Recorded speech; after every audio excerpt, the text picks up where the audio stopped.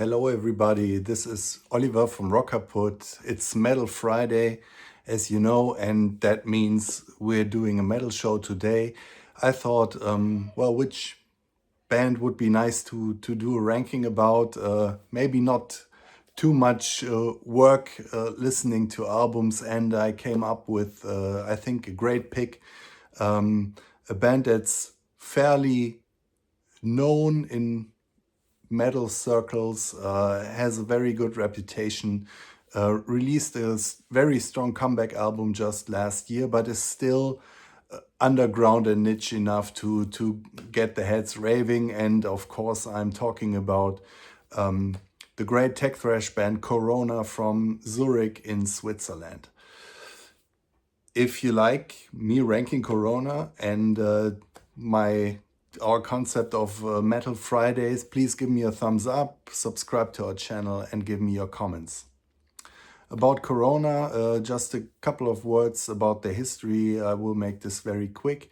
Founded in 1984 in Zurich in Switzerland. Couple of guys who founded this band, among them longtime drummer Marky Edelmann, later to be known as Marky. A guy who was later in Celtic Frost was in the band in their early iterations, but later on the main lineup was Marky Edelmann, singer and bass player Ron Broder, known on the albums as Ron Royce. They all had these pseudonyms, and guitar player Tommy T. Barron or Tommy Wetterly. Released a demo in '86, I think, and Tom Warrior from Celtic Frost helped out with the singing on this one. They were friends, Celtic Frost and Coroner, helping each other out on tour. Corona became a fully formed band when they released their debut album in 1987 on the German Noise label. The album was called R.I.P, got good reviews, and they started to become known for this brand of very cold and noddy, twisty tech thrash, which still they managed to write hooky songs,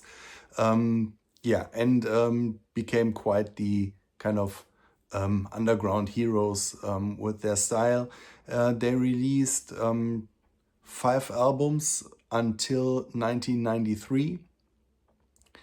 Then there was a kind of a odds and sorts best of collection, a self-titled album called Corona, obviously, which came out in '95. That was their last album before they split up.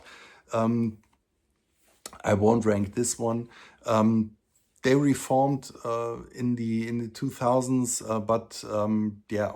played a couple of shows here and there, and there was a comeback album in the talks as around I think 2014 or something like that, but it just materialized last year.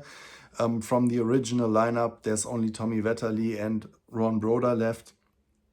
They have a new drummer, it took them over 30 years to record this comeback album, but did they release a strong comeback. That's my short history of Corona. Let's dive into the ranking, and it's becoming kind of a running gag on this channel.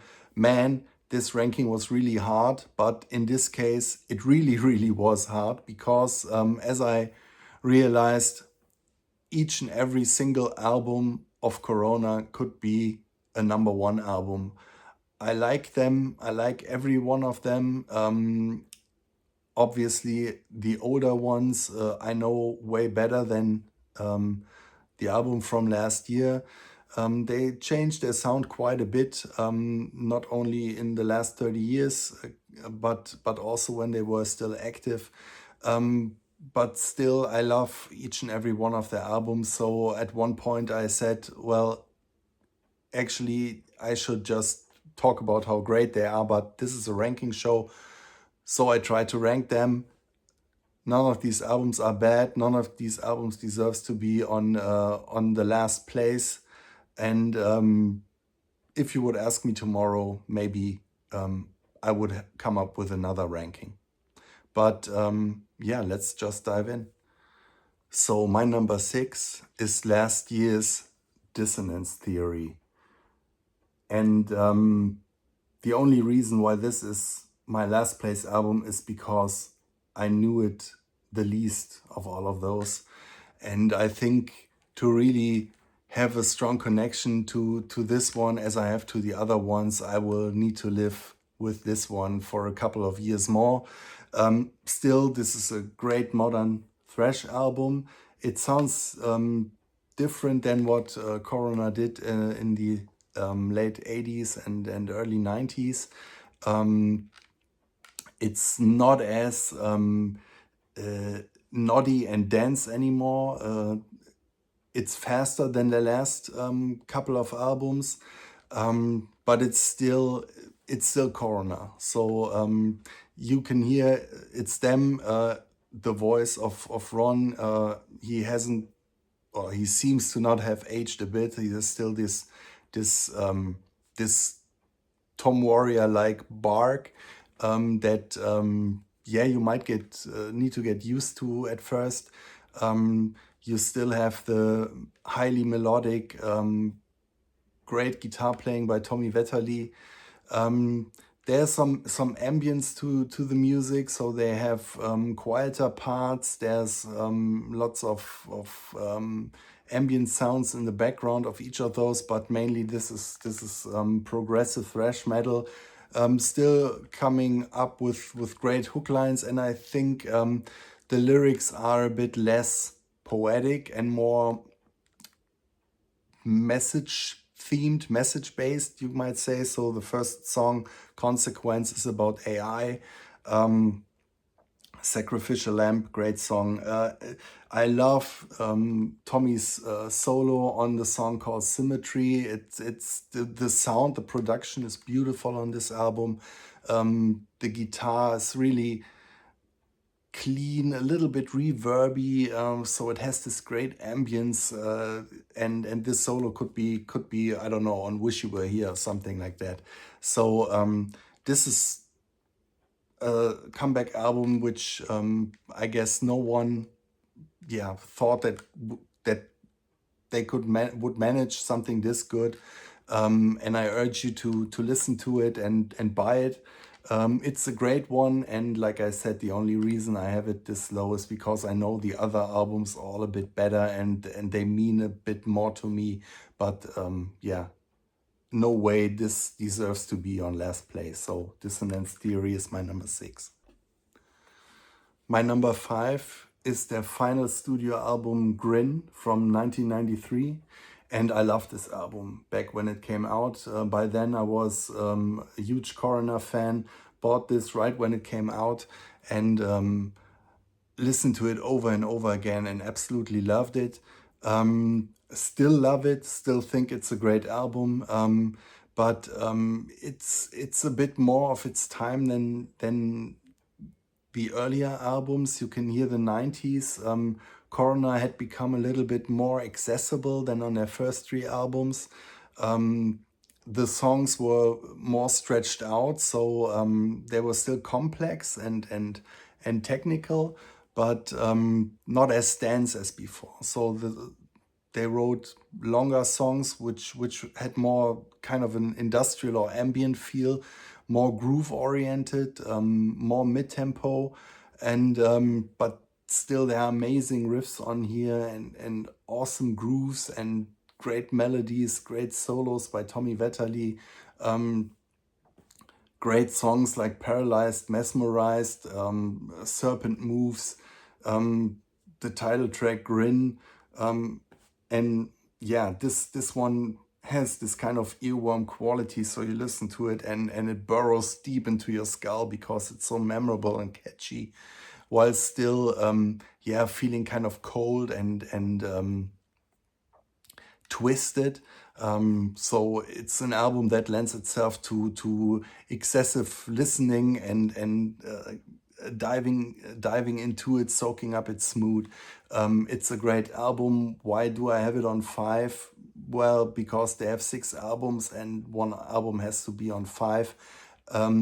I think I put it there because yeah, it's a bit of its time. You can hear the influences of groove metal and it maybe I'm mourning a bit that Corona yeah, opened themselves up to the trends of the time because they always seem to be above it, but still they did it better than many others, and this is a great album. So Grin is my number 5. On number 4, I have their debut album R.I.P. from 1987, and man, this is a strong debut album. They came out of the gate fully formed. Their sound was already there, and as complex and technical as this one is, it's still super memorable and catchy. So there's no showing off or wanking around and I don't know, doing like 5-minute bass solos or something like that. From the start, they were always writing memorable songs. So on this one, we have absolute classics like the opener, Reborn Through Hate, When Angels Die, Nosferatu has this beautiful intro, Suicide Command is unforgettable, and yeah, the record ends with Totentanz, which is still, I mean, as unique as they were, which is still totally fitting into the Teutonic thrash of the time, that late 80s. Yeah, just a really great album. And yeah, you could easily place it higher because it's really strong. I guess reason for placing it low is that they would still become a little bit better. So this, especially the production, while this sounds really good, I think it's produced by Harris Johns, if yeah, right, who did a lot of the Noise albums back in the days.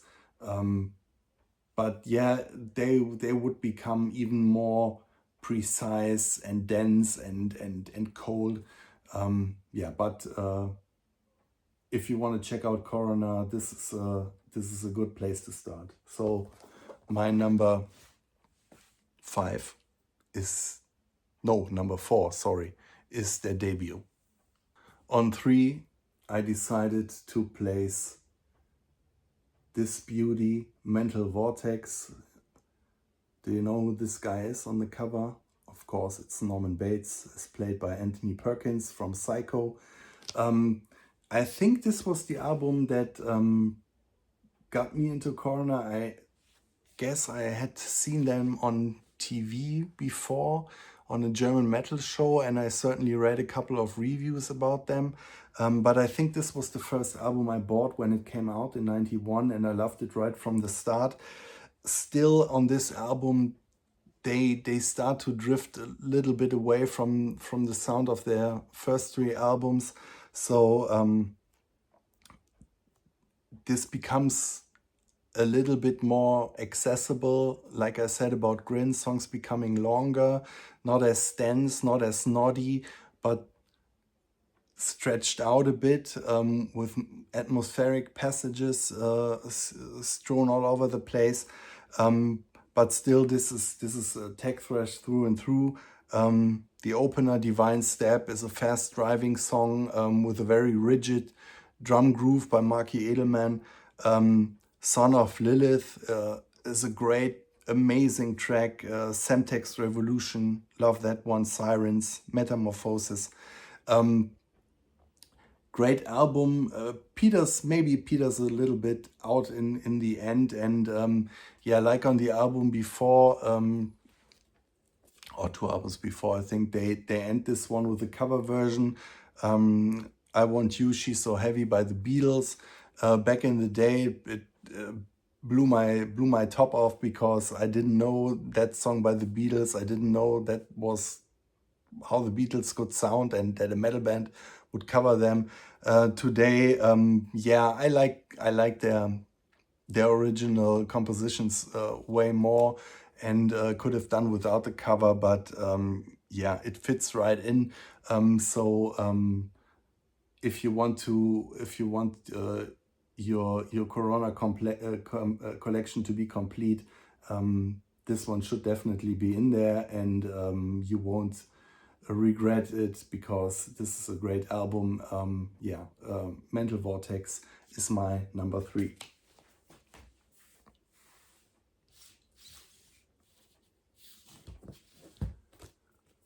So my number 2 is their second album from 1998, and it's called Punishment for Decadence.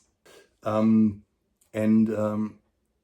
yeah, here they made a huge leap from the debut album. I mean, the sound was already there, but here the production falls into place, produced by Guy Bitmead, and yeah, it's with the album I'm going to talk about next. It's their darkest and most dense and coldest album. So yeah, this is no nothing for a relaxed, chilled evening.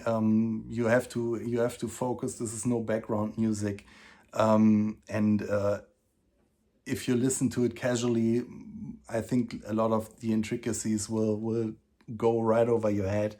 But if you have unpacked it and get into it, this is a very rewarding listen, and you can go back to this album many times. So many great songs. The opener, Absorbed, Masked Jackal, Skeleton on Your Shoulder, Sudden Fall, The New Breed. Yeah, this is just yeah, a masterpiece. It couldn't be any better. I love this album. Great cover artwork as well. Very aesthetically very pleasing with this black stripe. And yeah, I mean, it was crazy what they were doing, and they were all great on their instruments. I mean, everybody's talking about Tommy Wetterly. Later, he played in Creator as well, but also Ron on bass does amazing things on this album. And yeah, this is an absolute thrash metal classic from the 80s. Punishment for Decadence, my number 2. And that, of course, leaves my number 1, which is their third album from 1989, I think. Yeah, right. Also on Noise, No More Color. Beautiful artwork. And yeah, the music behind it is absolutely pitch black and perfect. Die by My Hand is an amazing opener with the squealing guitars of Tommy Wetterly in sync with Ron Broder singing. So this is a great effect. No Need to Be Human. Also great grooving thrasher. Read My Scars. DOA, Mistress of Deception, Tunnel of Pain. Yeah, it doesn't get any darker than this. It's yeah, like the cover artwork shows, it's a very sad and desperate sounding album. Great production by Scott Burns. So this was recorded in Morris Sound in Florida, where all the death metal albums would be produced a little bit later on. Yeah, so they have the perfect sound for their music. And yeah, I think this was my clear number 1 from the start. But like I said, I listened to their records over and over again for this ranking, switched them around, shuffled them around, and albums were flying all over the place. And in the end, I thought, well, there is no way to get this right. You know, there is no right ranking. There is no record that deserves to be last.